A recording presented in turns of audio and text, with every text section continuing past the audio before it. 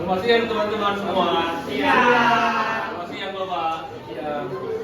Ya, jadi di sini kami dari kelompok terakhir ataupun kelompok F akan mempresentasikan terkait hasil dari diskusi kami terkait ide pokok, ide pendukung dan hipotesis. Nah, jadi tentu saja perkenalkan nama saya Leonardo Lumundraja selaku moderator dari kelompok kami. Nah, kemudian terlanjut panggil teman-teman kita nih yang menjadi saksi ataupun penulis ataupun produser dalam karya yang kami buat. Nah, ini satu kita panggil saja Renata nih. Kemudian selain ada si ganteng maka ada si tampan. Tampan silakan saja Rova Rizky Wijaya.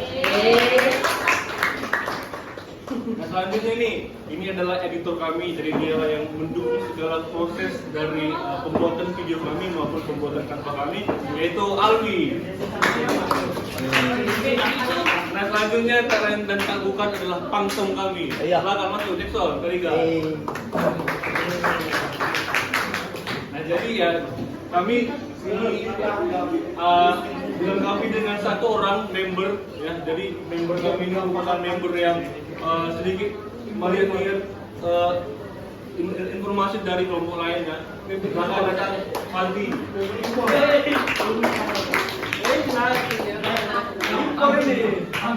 Dan inilah member lengkap kami.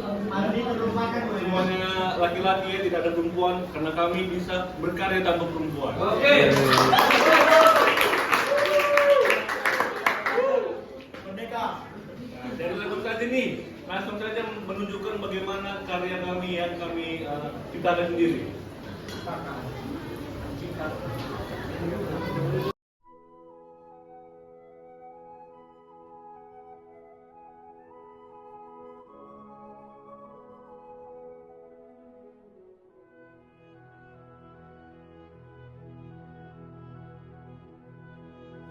Berikut contoh teks bertema teknologi yang berjudul Revolusi Kecerdasan Buatan dalam Industri Otomotif.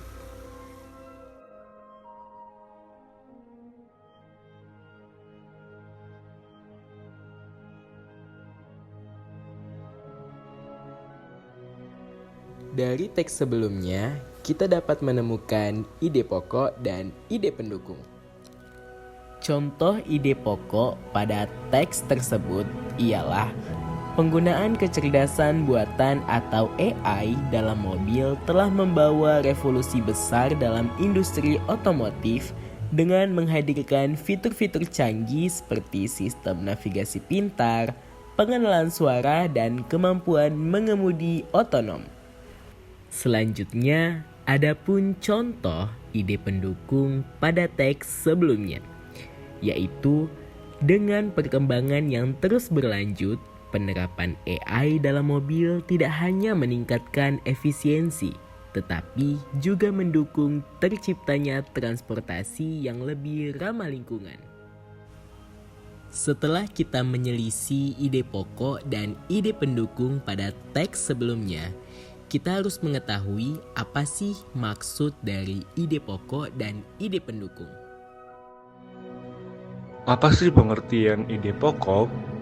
Nah, jadi ide pokok adalah gagasan utama atau inti dari suatu paragraf yang menjadi dasar atau pokok pikiran dari isi paragraf tersebut. Ide pokok biasanya dirangkum dalam satu kalimat utama yang menjelaskan keseluruhan isi paragraf secara singkat. Kalimat lainnya dalam paragraf berfungsi untuk mendukung, menjelaskan, atau menguraikan ide pokok tersebut. Apa sih pengertian ide pendukung? Ide pendukung adalah gagasan atau informasi tambahan yang berfungsi untuk memperkuat, menjelaskan, atau memberikan detail lebih lanjut tentang ide pokok atau gagasan utama dalam sebuah paragraf atau teks.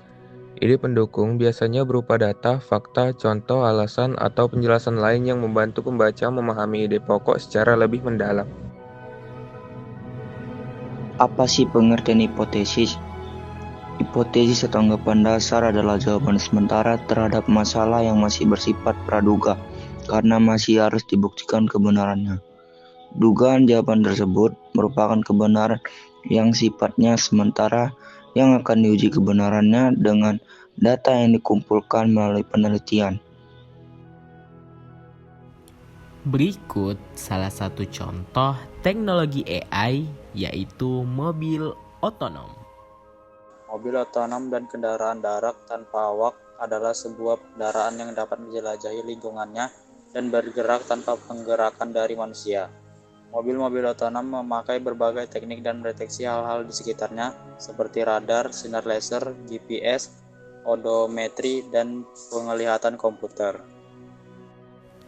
Berikut video berita tentang teknologi. Kita ke informasi mancanegara, saudara. Tiongkok kini punya taksi pintar.